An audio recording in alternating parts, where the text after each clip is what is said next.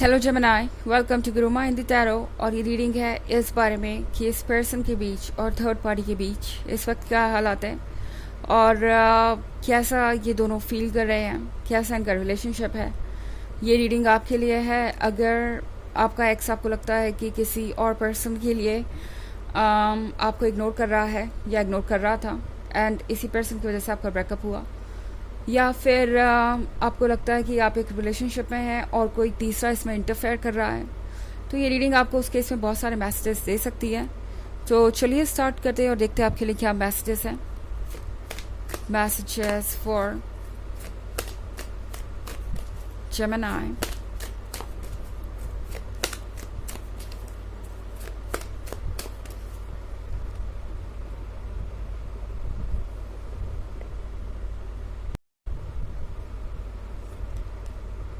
Three of Spells, the Huntsman,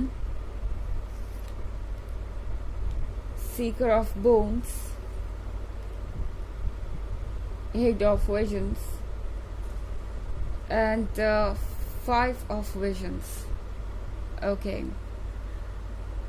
I think Three of Spells के साथ आपका person wish कर रहा है जैसे कि कुछ चेंज हो जाए। ओके, आपके पर्सन को लगा था कि उन्हें वो पर्सन मिल गया है जो धीरे धीरे ट्रांसफॉर्म हो जाएगा, जो धीरे धीरे उनके अकॉर्डिंग एडजस्ट कर लेगा, जो धीरे धीरे बिल्कुल वैसा ही बन जाएगा जैसा कि वो इमेजिन करते हैं। आपका जो पर्सन है ये थोड़ी कंट्रोलिंग पर्सनालिटी वाला हो सकता है, थोड़ा सा डोमिनेटिंग हो सकता है। इन्हें अक्सर चाहिए होता है कि लोग इनके अकॉर्डिंग एक्ट करें या इनके अकॉर्डिंग चीज़ों को अपनी लाइफ में चेंज कर लें। ये पर्सन दरअसल इस थर्ड पार्टी के साथ इस रिलेशनशिप में इसलिए आया था क्योंकि उन्हें लग रहा था कि ये थर्ड पार्टी आसानी से मैनिपुलेट की जा सकती है। ये थर्ड पार्टी अचानक ही शायद आप दोनों के बीच में आई।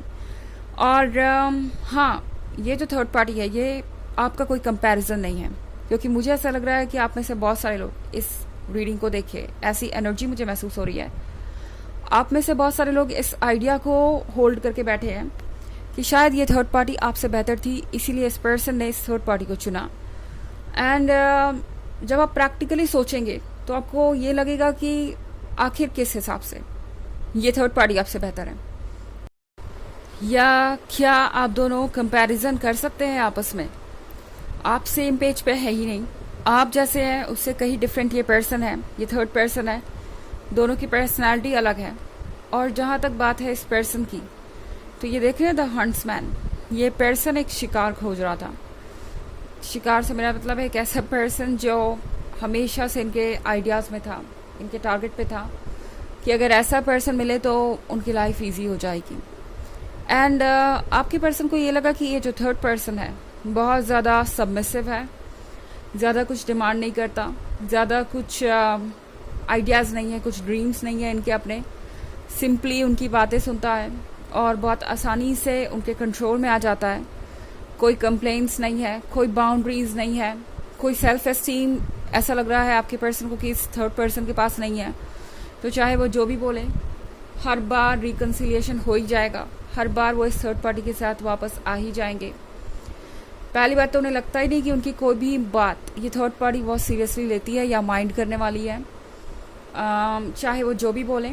एंड इस कंफर्ट जोन की वजह से ये पर्सन इस रिलेशनशिप में है।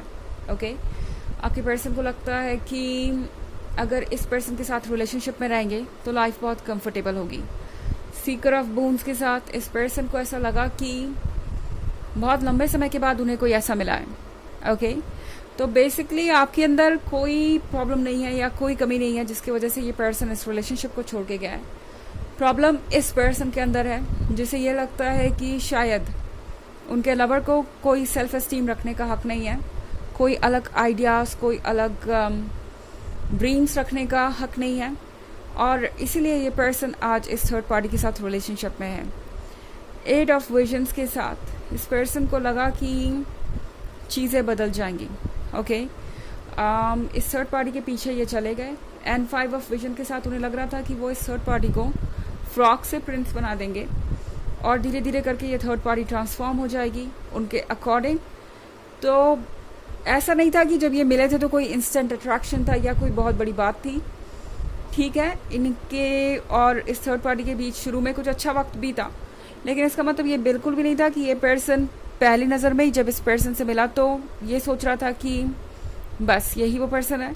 बट जैसे जैसे आपका पर्सन इस थर्ड पार्टी को जानता गया, उन्हें लगा कि ये थर्ड पार्टी आपसे कहीं डिफरेंट है और इनके साथ रिलेशनशिप में रहना बहुत आसान होगा, इसीलिए आपके पर्सन ने इस थर्ड पार्टी को चूज़ किया।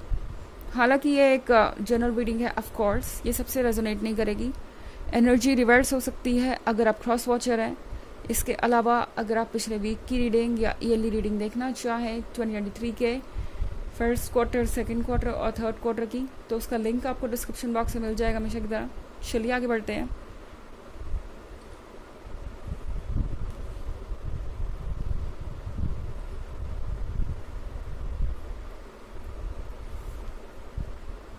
Four of Spells,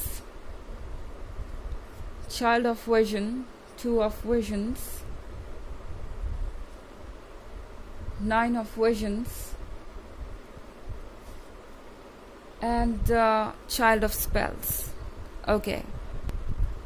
तो यहाँ पे फोर ऑफ स्पेल्स है। फोर ऑफ स्पेल्स के साथ इस पर्सन के कुछ ड्रीम्स थे और इन्हें लग रहा था कि वो ड्रीम्स सिर्फ और सिर्फ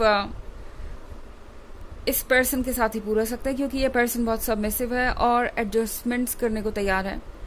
ऐसा नहीं है कि आपने कुछ एफर्ट नहीं किया या आपने कुछ एडजस्टमेंट्स नहीं किए, पर ऐसा लग रहा है ये पर्सन किसी ऐसे पर्सन को खोज रहा था जो पूरी तरीके से इनके कंट्रोल में हो, एंड वो पर्सन इन्हें मिल गया इस थर्ड पार्टी में।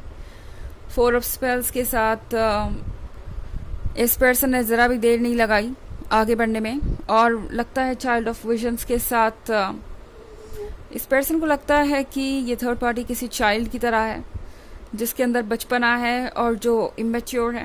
एंड हाँ, एक चाइल्ड की तरह वो बहुत कुछ सीखने को तैयार है आपके पर्सन से, उनके तरीके, उनके आइडियाज़, उनके लाइफस्टाइल के अकॉर्डिंग अपने आप को ढाल सकता है या ढाल सकती है। इस पर्सन को लगता है कि आप दोनों सेम पेज पे नहीं थे या आप उनके लिए कहीं बेहतर थे।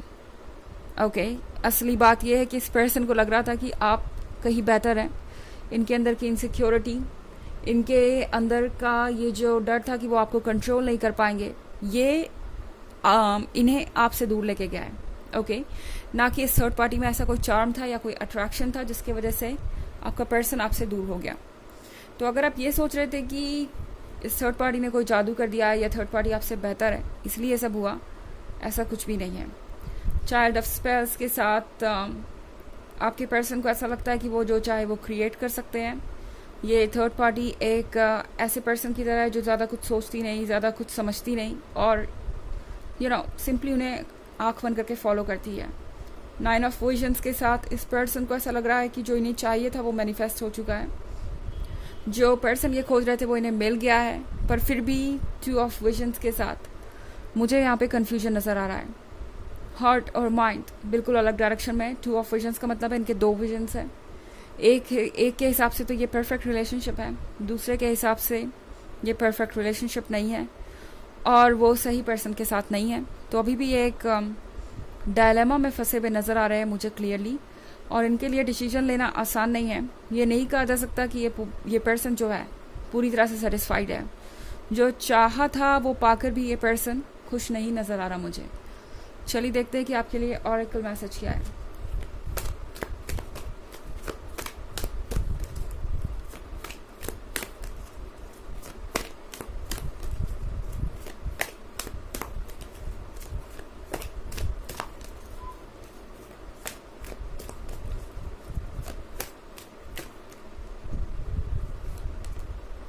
Holy Amethyst, Divine Alchemy, Move beyond current challenges, focus on what you desire। तो ये कार्ड आपसे कह रहा है कि फ़िलहाल जो चैलेंजेस है उनसे आगे बढ़िए, जो आपको चाहिए उस पर फोकस कीजिए, एंड वही आपके लिए इस वक्त नेसेसरी है। ओके, तो ये है रीडिंग इस बारे में कि क्या चल रहा है आपके पर्सन और इस थर्ड पार्टी के बीच। आई होप आपको अच्छी लगी होगी। Thanks for watching. Till next video, bye.